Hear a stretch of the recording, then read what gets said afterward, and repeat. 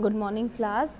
हम धातुओं की प्राप्ति पढ़ रहे थे, जिसमें हमने बहुत सारी धातुओं के बारे में पढ़ा था कि कौन सी धातु होती है, कौन सी धातु जो होती है वो ज़्यादा सक्रिय होती है, कौन सी असक्रिय होती है। तो जो आपको जितना आपको नीचे जाते जाओगे, जैसे हम लास्ट में आ गए हैं, तो ये कम सक्रिय धातुएं होती हैं।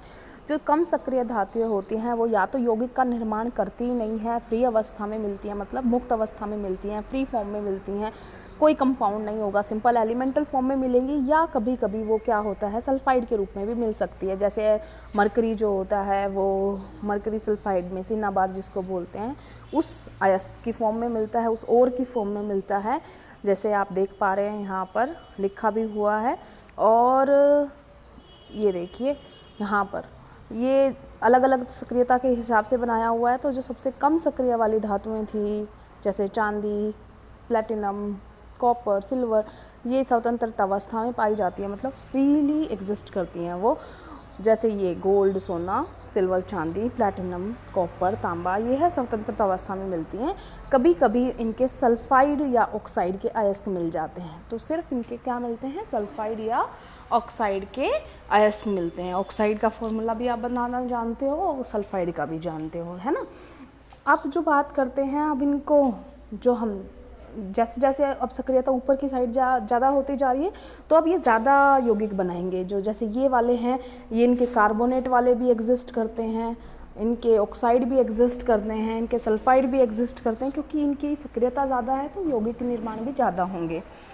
और जो ज़्यादा सक्रिय धातु हैं वो पहले ही बता दी थी कि वो बहुत ज़्यादा यौगिक बनाती हैं, तो हम उनका इलेक्ट्रोलाइसिस ही करेंगे। उसका भी रीज़न है क्योंकि वो बहुत ज़्यादा रिएक्टिव होती हैं, तो वो ईजिली जो है हम उनको जो नॉर्मल मेथड है उससे सेपरेट नहीं कर पाएंगे मेटल को, इसीलिए हम इलेक्ट्रोलिटिक वाला मेथड अपनाते हैं। तो हम शुरुआत कर रहे हैं सबसे शुरुआत में। जैसे ही आपको फॉर्म दिखाई दे रहा है, ये एक फ्लो चार्ट डायग्राम है। यहाँ पर जो सबसे पहले ये आपको दिखाई दे रहा है, ये क्या है, अयस्क। क्या है, अयस्क को हम इंग्लिश में क्या बोलते हैं बेटा, और बताया था ना आपको, किसी मिनरल में से अगर हम इकोनॉमिकली कोई मेटल एक्सट्रैक्ट कर सकते हैं तो वो होती है और, ठीक है, उसमें परसेंटेज ऑफ मेटल ज़्यादा होती है।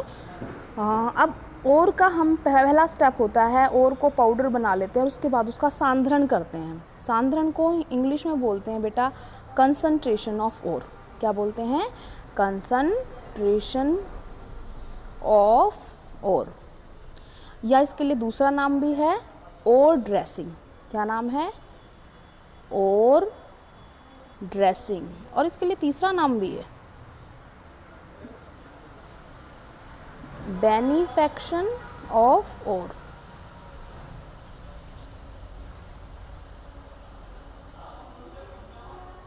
ये जितने नाम बताए हैं, 3 नाम बताए हैं इंग्लिश में, हिंदी में एक ही नाम है, अयस्क का सांद्रण करना है, स्मृतिकरण करना।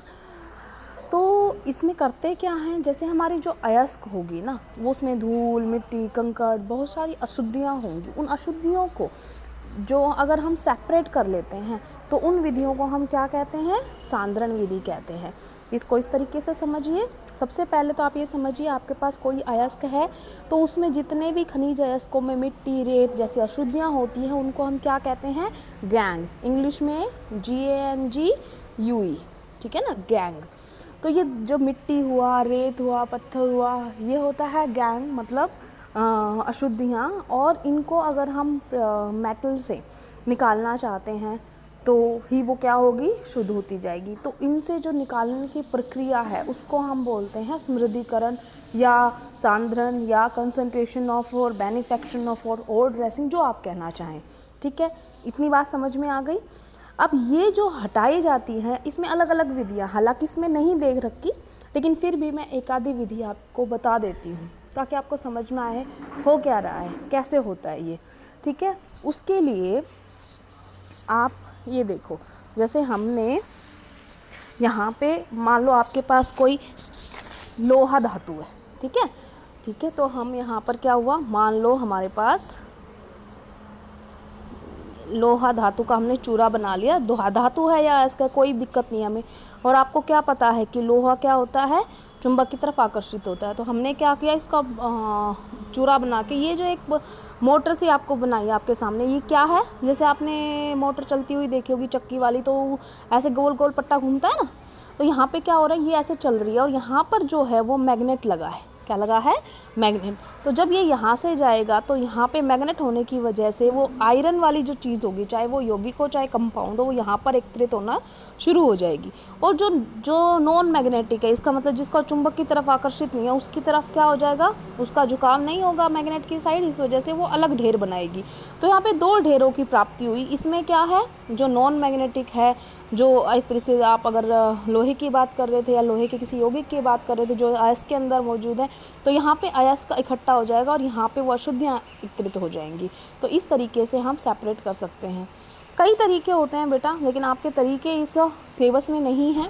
या आप सिंपल पानी से क्या कर लो, जैसे एक मेथड ऐसा होता है जिसमें क्या करते हैं, एक स्लोप लेते हैं। स्लोप क्या होता है, ये ऐसे, ठीक है, यहाँ पर वो चूरा डाल देते हैं, जो आपने पाउडर बनाया ना अभी अयस्क का, जो आपको अयस्क देगा उसको आपने पाउडर बना दिया और यहाँ से पानी को गुजारा।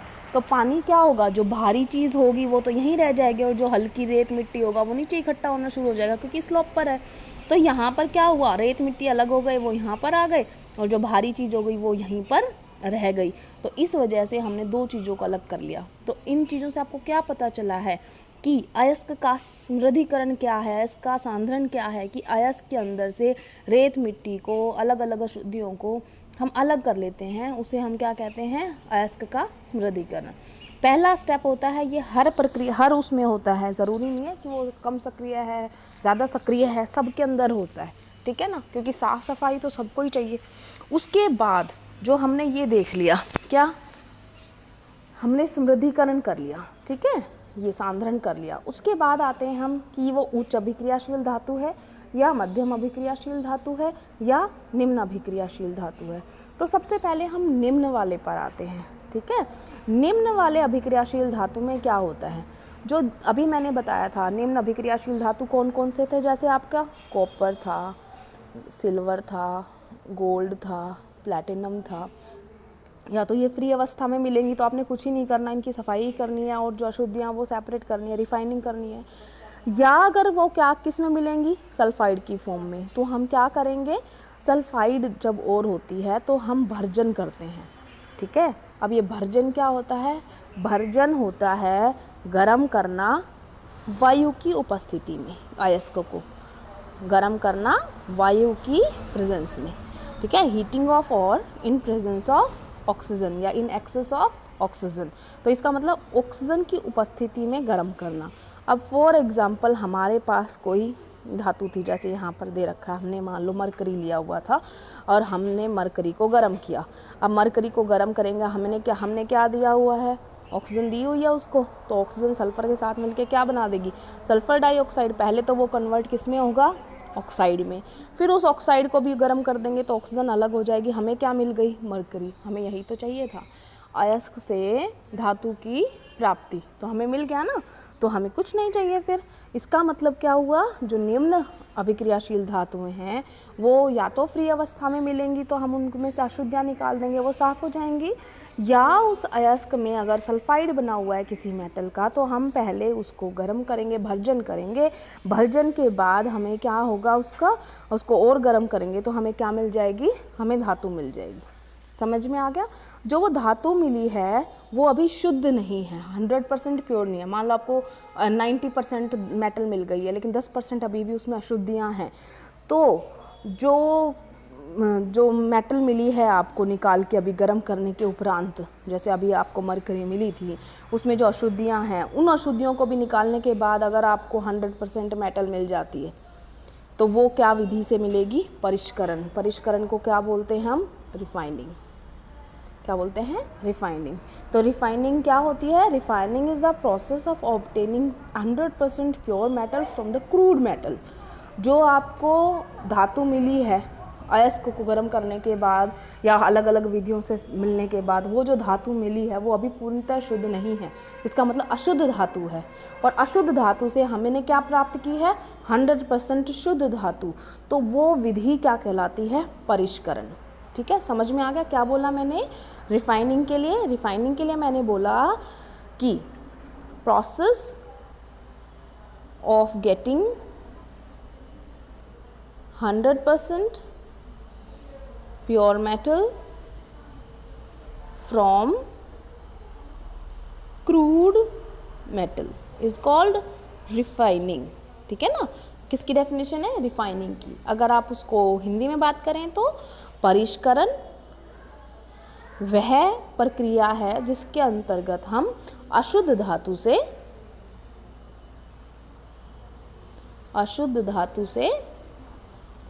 100% शुद्ध धातु प्राप्त करते हैं। समझ में आ गया? ये हो गया। ठीक है, तो आज हमने क्या किया है? आज हमने सिर्फ निम्न अभिक्रियाशील धातुएं पढ़ी हैं। ठीक है, कल हम करेंगे मध्यम और उच्च धातु के बारे में। ठीक है, आज के लिए थैंक यू क्लास।